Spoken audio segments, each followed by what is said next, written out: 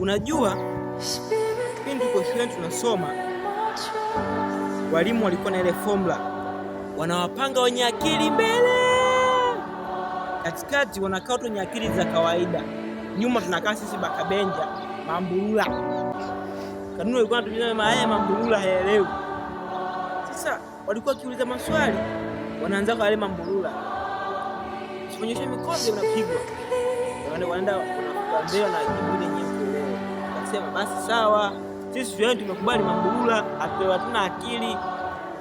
Baada ya kumaliza shule kuja mtaani, maisha imebadilika.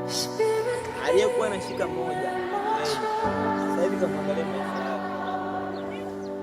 ya hoi hai, yani yeye kila siku ni mateso.